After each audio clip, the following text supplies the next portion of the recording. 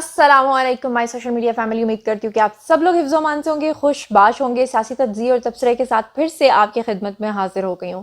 اور آج کا رن ڈاؤن جو ہے وہ میں آپ کو بتا دیتی ہوں کہ لیکن رن ڈاؤن میں نے آپ کو چلے میں بتا ہی دیتی ہوں. بڑا انٹرسٹنگ سا آج کا ولاگ ہونے والا ہے. آپ کو پتہ ہے, آپ نے وہ ایک کہاوت سنی ہوگی کہ کہاں راجا بھوج کہاں گنگو تیلی. وہ خان صاحب جو کہتے تھے جھکنا نہیں, ڈرنا نہیں, ڈرپوک ڈرتے ہیں, وہ خود تو بالٹی لگا کے چلے جاتے ہیں عدالت میں. اور عدالت میں جا کے وہ کیا کہتے ہیں کہ انکل یہ مجھے دلاتے ہیں. تو انکل نے کہا کہ آپ نے جو ہے نا آج کے بعد ان کو نہیں دلانا, اگر دلانا ہے نا تو ان کو قانون کے مطابق آپ نے ان کو دلانا ہے, ورنہ خان صاحب جو ہے نا ان کا دل بہت ہلکا ہو جاتا ہے, ایسا نہیں کرنا. تو اب جناب علی وہ جو باجیاں تھیں جو بیچاری زمان پارک کو زنان پارک بنا کے بیٹھی ہوئی تھیں, جو وہاں پہ دن رات بھنگڑے ڈالتی تھیں, جو دن رات اپنے گھر والوں کو تنگ کر کے وہاں پر آ کے گھر والوں کے ناک میں توں دے کے وہاں پر آ کر نئے توں کے ساتھ جو ہے نا دم مارو دم کرتی تھیں, اب وہ ساری جو ہے نا بڑی پریشان ہے. اور وہ سارے انکلز اور وہ آنٹیز جو وہاں جا کے ناچتے تھے ان کے گھر بھی خراب ہوئے.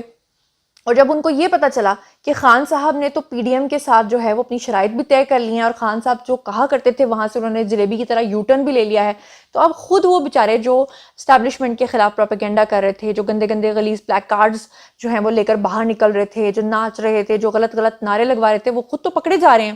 خود تو ان کا سافٹ ویئر اپڈیٹ ہو رہا ہے. تو اس میں سے 3 لوگوں کے میں نے جو سافٹ ویئر اپڈیٹ ہوئے ہیں نا وہ آپ کو دکھانے ہیں, اور کس طرح سے وہ بدل رہے ہیں, کس طرح سے اپنی سٹیٹمنٹس کو وہ میں نے آپ کو دکھانی ہے. اور ساتھ ہی آپ کو بتانا ہے کہ مونا صلاحی اور ان کی جو فیملی ہے ان کے اثاثے نکل آئے ہیں فرانس میں, اس کی تفصیلات میں نے آپ کو دینی ہے. اس کے بعد میں نے آپ کو بتانا ہے کہ باجوہ صاحب جو ہیں وہ جاتے جاتے ایک کام کر کے گئے تھے, لیکن وہ پٹھا ان کے اوپر پہ گیا. تو وہ کیا پٹھا کام پہ گیا ہے وہ میں نے آپ کو بتانا ہے. اور اس کے بعد میں نے آپ کو بتانا ہے کہ ناصر مدنی جو ہیں ان کی ملاقات ہوئی ہے نواز شریف صاحب کے ساتھ, اور ان کے اوپر بھی کافی تنقید کی جا رہی ہے. وہ اصل معاملہ ہے کیا وہ میں آپ کو بتاؤں گی. اور میں آپ کو یہ بھی بتاؤں گی کہ پی کے ایل آئی لاہور کے اندر ایک بہت ہی کمپیٹنٹ قسم کا ہاسپٹل ہے جو اس وقت ڈی ایچ اے کے اندر ہے, اور پی کے ایل آئی جو ہے وہ جگر کے مریضوں کے لیے اور ہیپاٹائٹس کے مریضوں کے لیے جو ہے نا وہاں پہ علاج کرتا ہے. اور کس طرح سے خان صاحب نے اپنے دور حکومت میں اس اسپتال کے عملے کو, انتہائی کمپیٹنٹ ڈاکٹرز کو جو باہر کے ملکوں کو چھوڑ کے پاکستان میں سرو کرنے کے لیے آئے تھے, ان کو تتر بتر کر دیا تھا, ان کو برباد کر دیا تھا, اس ہاسپٹل کو برباد کر دیا تھا. وہ ہاسپٹل اب دوبارہ سے نہ صرف آباد ہو گیا ہے بلکہ وہاں پر پاکستان کی پہلی روبوٹک سرجری کی گئی ہے جو روبوٹ کی مدد سے کی گئی ہے. لیکن انفارچونیٹلی عمران خان صاحب کے دور میں آپ جدھر نظر دوڑائیں گے آپ کو تباہی ہی تباہی نظر آئے گی. اور وہ جو تباہی کے جو عناصر ہیں ان کے, اس کے بارے میں آپ کو بتاؤں گی کہ کس طرح سے انہوں نے پی کے ایل آئی کے چیئرمین کو اپنے گھر بلا کر ذلیل کروایا تھا. اور وہ سارا واقعہ جو ہے وہ میں آپ کے سامنے رکھوں گی. اور ساتھ میں ان کا ایک اور عمران خان صاحب کا ایک نیا یو ٹرن سامنے آیا ہے, وہ یو ٹرن بھی آج میں آپ کو سنواؤں گی. تو چلیے سب سے پہلے میں آپ لوگوں کے سامنے رکھوں گی, جیسا کہ آپ لوگوں کو پچھلے ولاگز میں بتاتی رہی ہوں کہ ہمارے ادارے اب اس چیز کو بڑا ہی سیریسلی لے رہے ہیں. اسی لیے جتنے بھی لوگ سوشل میڈیا پہ گندی قسم کی القابات اور ہرزہ سرائی کر رہے ہیں اسٹیبلشمنٹ کو لے کر, ہمارے اداروں کو لے کر, اب ان کا سافٹ ویئر جو ہے وہ اپڈیٹ کر دیا گیا ہے. کافی زیادہ لوگ پکڑے گئے ہیں, سب نے معافیاں مانگی ہیں, اور سب نے اپنا ایک ہی بیان ریکارڈ کروایا ہے کہ ہم بہک گئے تھے, ہمیں خان صاحب نے بہکا دیا تھا, ہمیں اچھے اور برے کی تمیز نہیں رہی تھی. مطلب ان شارٹ ان کا یہ کہنا تھا کہ ہم زومبیز بن گئے ہوئے تھے, ہمیں زومبیوں کا ٹیکہ لگ چکا ہوا تھا, لیکن اب اس کا تریاق جب ہمیں دیا گیا ہے تو تریاق کے بعد ہم واپس انسان بن گئے. تو ایسی صورتحال میں ایک اور صاحب ہیں, انہوں نے جناب نعرے لگوائے, اور جو انہوں نے حرکات کی اور نعرے لگواتے وقت کا ان کا ذرا دیکھیں جوش و خروش, اور پھر جب وہ پکڑے گئے ہیں تو پھر کس طرح ان کا سافٹ ویئر اپڈیٹ ہوا, ذرا ملاحظہ فرمائیے.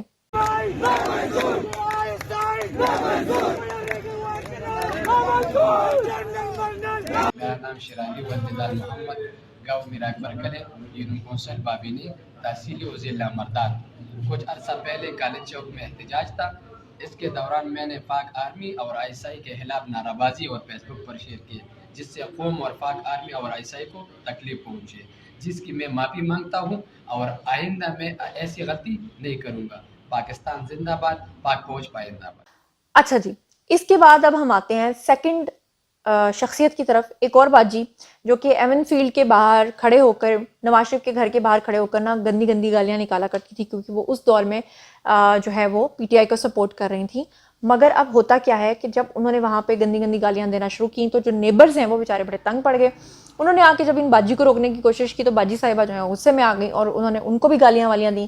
لیکن اب وہ جو باجی صاحبہ ہیں وہ سدھر گئی ہیں ایک دم سے, اور ان کو کسی نے پکڑا بھی نہیں, وہ پھر بھی سدھر گئی ہیں. اس کے ریزن وہ کیا بتاتی ہیں وہ تو آپ کو میں سنواتی ہوں, لیکن انہوں نے کہا کہ میں نون لیگ سے بڑی متاثر ہوئی ہوں. کیوں ہوئی ہوں؟ کیونکہ انہوں نے کہا کہ مریم اورنگزیب صاحبہ لنڈن کی سڑکوں پہ پھر رہی تھی, یہ خاتون وہاں پہ بھی موجود تھیں, اپنا جتھا لے کے وہاں پہ پہنچتی ہیں, اور وہاں پر مریم اورنگزیب کی بلنگ کی گئی. تو انہوں نے کہا میں نے دیکھا کہ اس خاتون نے انتہائی نرمی کے ساتھ اس سارے معاملے کو سہا, اور بدلے میں ایک بھی گالی نہیں دی, جس سے میں بڑی متاثر ہوئی. پھر آپ نے دیکھا مسجد نبوی کے اندر انہوں نے نعوذ باللہ بے حرمتی کروائی, اور انہوں نے وہاں پہ نواز شریف اور جو مریم اورنگزیب اور ان کا پورا جو جتنے بھی وہاں پہ نون لیگ کے ریپرزینٹیٹیوز تھے ان کے خلاف وہاں پہ نعرے لگوائے, اور وہاں پہ بھی انہوں نے دیکھا کہ بڑے کول ڈاؤن طریقے سے انہوں نے اس چیز کو جو ہے وہ ہینڈل کیا. پھر اس کے بعد انہوں نے دیکھا کہ مریم نواز کے ساتھ جو بدتمیزی ہوئی اس کے اوپر بھی, تو وہاں سے وہ متاثر ہوئی. کیا کہتی ہیں ذرا خود ہی ملاحظہ فرمائیے.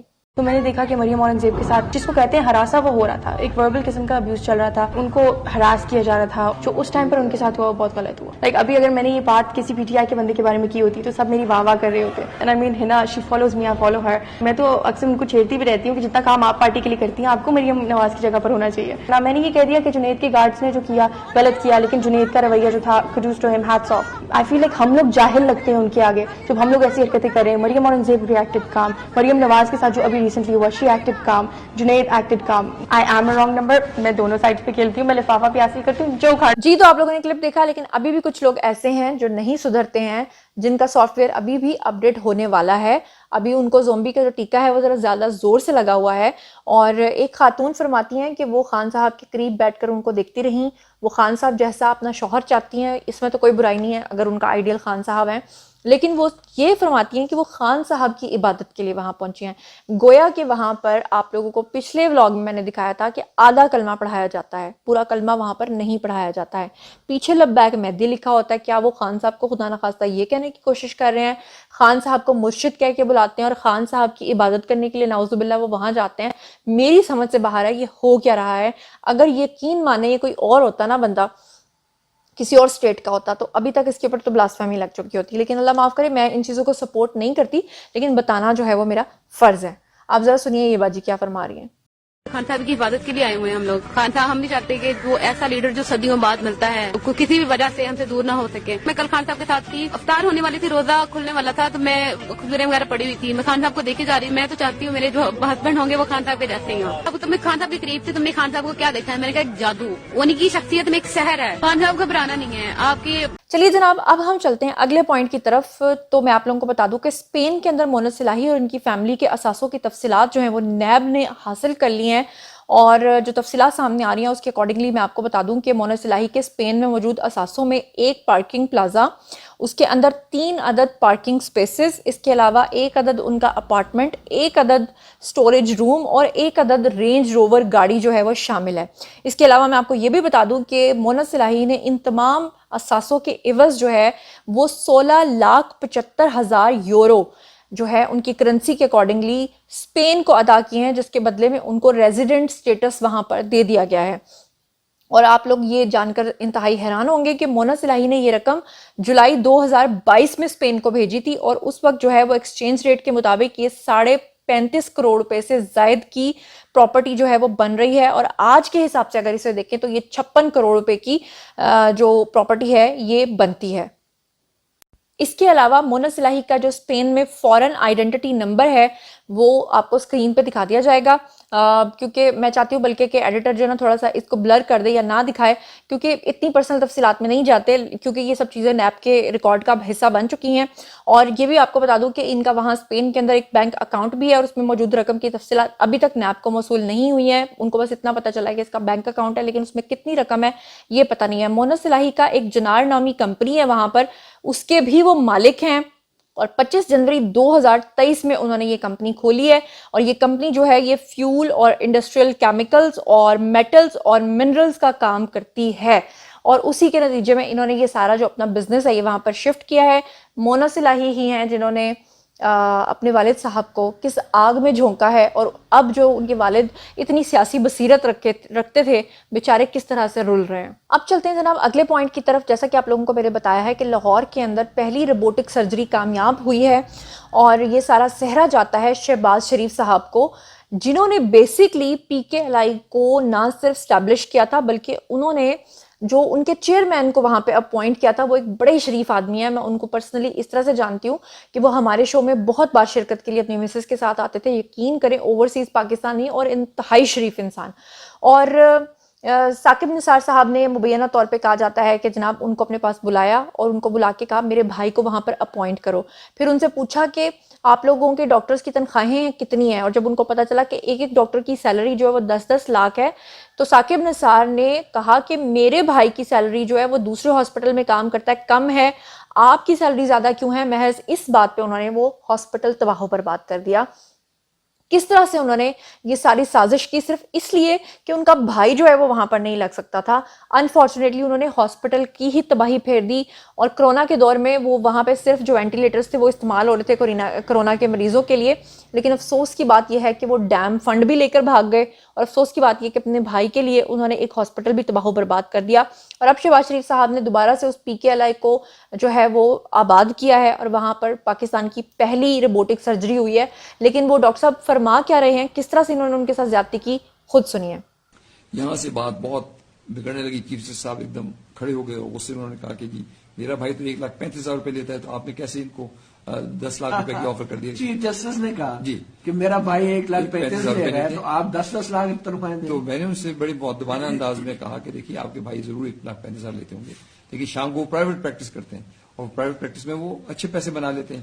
تو یہ تو کوئی, اور ہمارے جو ڈاکٹرز ہیں یہ سینٹر آف ایکسلنس کی ریکوائرمنٹ ہے کہ ادارے کے باہر وہ پریکٹس نہیں کر سکتے. بس وہاں سے پھر وہ ان کو بہت ہی غصہ چڑھا, اور انہوں نے کہا میں آپ لوگوں کے خلاف 100 موٹو لوں گا اور میں آپ لوگوں کو دیکھ لوں گا. اور فورن چیف سیکرٹری گھر میں بیٹھے, گھر پہ بیٹھے بیگمات کے سامنے, بیگمات کے سامنے. اور پھر انہوں نے کہا چیف سیکرٹری کو بلائیے, اور اس کو ہیلتھ سیکرٹری کو بلائے. تو that was a time things became very uncomfortable. تو میں نے پھر کہا کہ ہمیں ایکسکیوز کرنا چاہیے. پھر وہاں سے تو چلیے جناب اب چلتے ہیں اگلے پروپیگنڈے کی طرف, کیونکہ خان صاحب جو ہیں وہ تو ماشاءاللہ سے جلیبی کی طرح ماسٹر ہیں یو ٹرن لینے کے لیے. میں آپ کو بتاؤں کہ سن 2022 میں خان صاحب کیا کہا کرتے تھے. وہ کہتے تھے کہ اگر ہم اس سازش کے ذریعے بننے والی قومی اسمبلی میں جائیں گے تو اس کا مطلب یہ ہوگا کہ ہم نے اس سازش کو قبول کر لیا ہے. یہ کہا تھا خان صاحب نے 2022 میں کہ وہ کسی بھی صورت قومی اسمبلی میں نہیں جائیں گے.